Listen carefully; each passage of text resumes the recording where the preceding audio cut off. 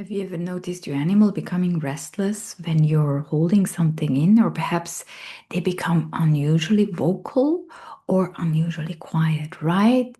When you're not saying what you really feel.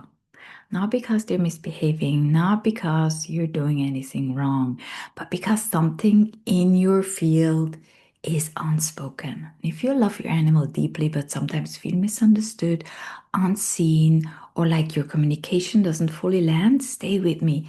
This may be about the throat center, your throat chakra, and not training. Animals don't just respond to the tone of voice. They respond to congruence, to whether what we say matches what we feel. And the throat chakra is where that alignment or misalignment becomes visible. The throat chakra sits at the base of the neck, around here, and it governs expression, communication, truth, and the ability to translate inner experience into the outer world. And when this center is regulated, communication feels clean. You can say what you mean without aggression. You can express boundaries without guilt, and you can ask without apologizing for needing. But when the throat has been suppressed through criticism, interruption, punishment for speaking up, or environments where it wasn't safe to disagree, it adapts. Some people adapt by going quiet, others adapt by over explaining. That's me. Some speak quietly or very quickly to avoid being interrupted. Others soften their voice, they speak quietly so much it nearly disappears. And it rarely feels dramatic from the inside. It often sounds like it's not worth saying, I don't want to cause tension, they won't understand anyways, or I just handle it myself. But in the body, there is often subtle tension in the jaw, tightness in the throat, and held breath before speaking. A habit of clearing the throat without realizing it. Can you resonate? Animals are exquisitely sensitive to withheld expression. And if something feels unsaid, they often register the pressure before we consciously name it.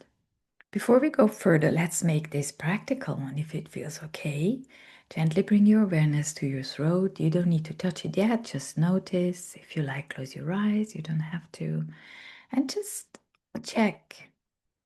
Is your jaw relaxed? Is your tongue resting softly? Is your breath moving freely past your collarbones? And now let your next exhale be slightly longer than your inhale. Unclench your teeth. Let your tongue rest on the floor of your mouth. Allow your shoulders just to drop a few millimeters. Nothing dramatic. Just permission not to brace. And if your animal is nearby, you may notice the shift already. They track vocal tension and breath patterns very precisely. I often see this pattern in sessions. A guardian says, my animal doesn't listen unless I raise my voice, or they ignore me unless I repeat myself like 100 times. And when we explore gently, we often discover that the issue isn't authority, it's alignment. Sometimes the guardian is saying no, but feeling unsure, or giving a command while internally hoping not to upset the animal, or asking for space while feeling guilty about it. And the voice carries that ambivalence. Animals respond to the emotional truth underneath the words, not just the words themselves. Throat chakra healing is not about talking more, it's about becoming more honest internally first. And it's about noticing where you swallow discomfort, where you say yes when you mean maybe, when you say maybe when you mean no. It's also about allowing your joy to be heard and not just your boundaries. Some animals become noisy or disruptive when we silence ourselves. Others withdraw when our expression feels tense or sharp.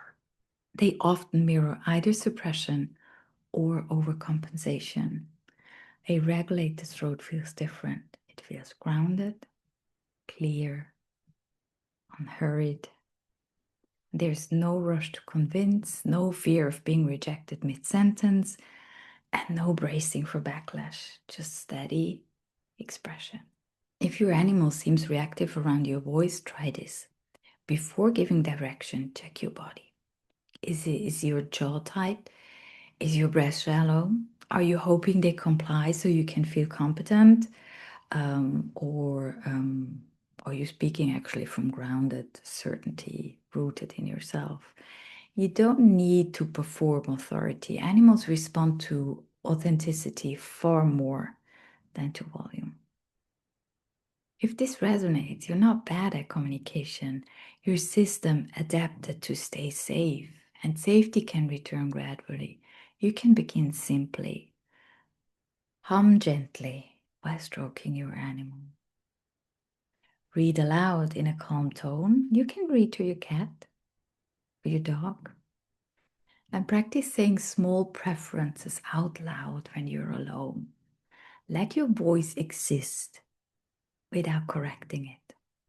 If you'd like support exploring what your animal may be mirroring emotionally, you can start with my free guide, the Emotional Mirror Checklist. You'll find the link below the video. Your companion is not asking for a perfect voice, only one that feels real. And if they're nearby, try this. Take one slow breath now and softly say their name without urgency, without expectation, just connection. This is often where healing begins. And give them a hug from me today.